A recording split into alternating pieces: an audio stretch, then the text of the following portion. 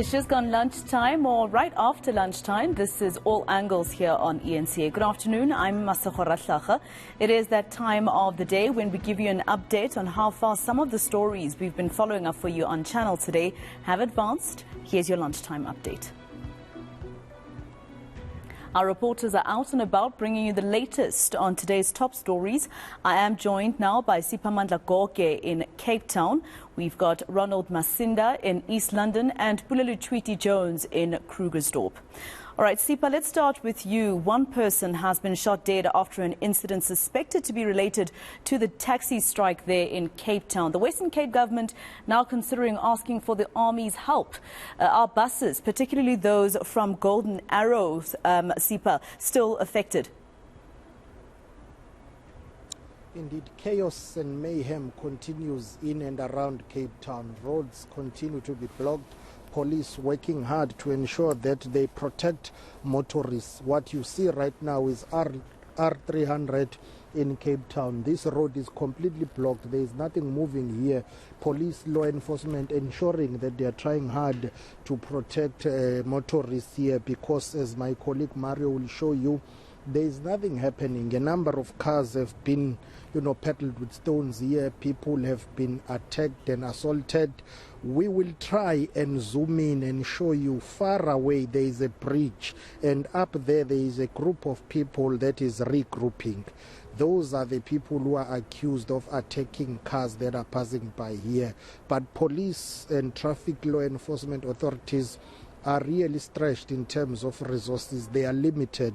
They do go there now and again to dispatch that crowd, but it will regroup again. So it's just one of those sad state of affairs here in Cape Town, whereby everyone is under siege here, and one person has been shot and killed. It's believed that the incident is related to the ongoing taxi strike. Law enforcement authorities are scrambling to find a solution. Even the National Police, office has deployed one of its top guns here to the Western Cape to try and see how they can help in this regard, because this is a matter of national security right now. The N2 to the airport was blocked. Many people missed their flights, and it's just chaotic. People couldn't go to work in the morning. People couldn't go to school, and we are hearing of reports of some schools that were still operational being closed now, and children being taken out for fear of their safety. Let's take a listen to what the transport authorities in the Western Cape are saying about the situation and the number of arrests that have been registered. They withdrew from the meeting due to searches of their vehicles that were parked outside the Ministry for Mobility in the province. That arrived with bodyguards who were carrying AK-47s, wearing balaclavas and sunglasses, and of course with the eye of South African Police Services and Safety and Security in the city being on the CBD due to the Netball World Cup. That of course raised some serious alarm bells.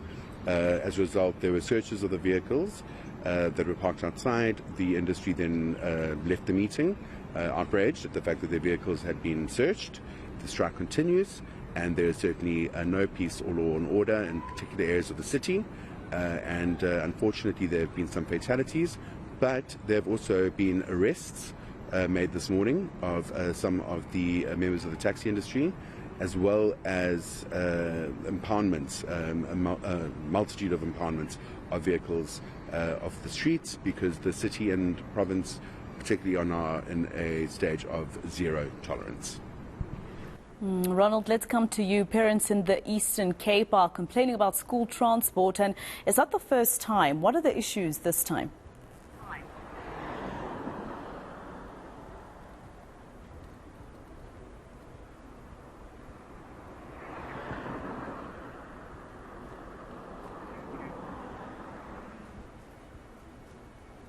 Right, it looks like Ronald is unable to hear us at the moment. Let's, in the meantime, bring you back to Johannesburg, particularly in Krugersdorp. Pule, illegal mining is having a negative impact on residents and infrastructure, especially in that area. Tell us what you've seen as you went to different disused mines there. Well, definitely, business owners and residents are complaining about how, the illegal mining has a knock-on effect on the public infrastructure. particularly where we are. This is an industrial area where you find a lot of factories and businesses. And I spoke to one of the business owners here in the morning who had said that some of their clients and customers cannot go into their business operations because of the illegal mining, such as, you know, the roads not being properly refurbished, because the city cannot go into where there's problems due to fearing the illegal mining operations. Like where we're standing currently right now is one road where you can see how Zamazamas would hop onto this road and start digging for the unmined gold as well. The businesses will then come and try to rehabilitate this road, but 3 days later the Zamazamas will be back again, mining illegally on this particular road. And subsequently what this has happened now is that this road has now had to be closed by the municipality. But that's one of the effects on this municipality. The second one, again, is the issue of the pipelines being targeted. And this is one thing the municipality said. They have established a committee to look into the extensive damage of the public infrastructure. So you can just get a picture of how bad things are in Krugersdorp in Mogale City. But let's just take a listen to what one business owner had to say when we spoke to her earlier today. The closure of the road and the subsequent undermining of the road has meant that people can't get accesses, not to their businesses only, but their homes. We have a whole area that is very, very affected. It's residents, it's people who need to get their children to school, people who need traffic to be able to get into their businesses, and they've seen their businesses drop by probably 50 to 70% in a revenue drop, because people can't get access to this area because of the Zamazamas and the damage to the road infrastructure, the lights, the water, and it's really become a huge problem for them. All right, Barons, I'm going to try again with you. Parents there in the Eastern Cape complaining not for the first time about school transport. And what are the issues? What issues are they telling you about this time? Masako, good afternoon. Well, according to the Eastern Cape Transport Department, they are refusing claims that MEC Kolile Ngata suggested that there will be a drastic cut in terms of children who are expected to benefit from the scholar transport program. Initially, we learned that 103,000 learners have benefited from this program. We're expecting, according to some of the allegations made at the provincial legislature, that at least 35,000 learners will miss out on this program this year. Now, the department says, and quite vocally about it, that these rumors or these allegations are false and that this was an outdated policy statement or speech that was made. But it doesn't stop the reality, Maseko, that many young people are facing in the province. Some have been waiting for years to get onto the scholar transport program in an area we went to earlier in Tanzania.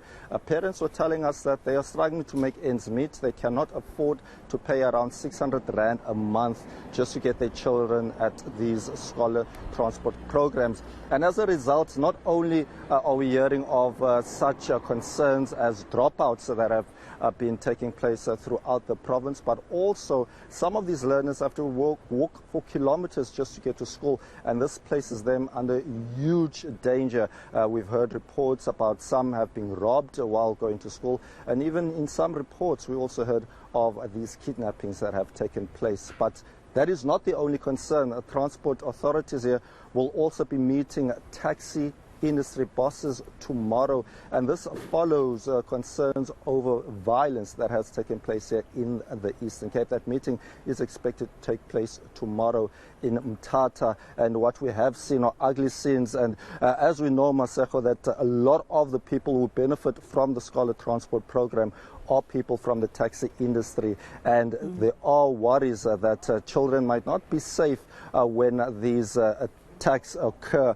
So tomorrow we'll also be hearing from Santako as to a way forward. But we also heard from Unati Pingosi, who is the transport spokesperson in the province. What's affected children that much? Because some of those who are providing, in fact the majority of those who are providing scholar transport come to us as private entities who happen to have minibus taxis.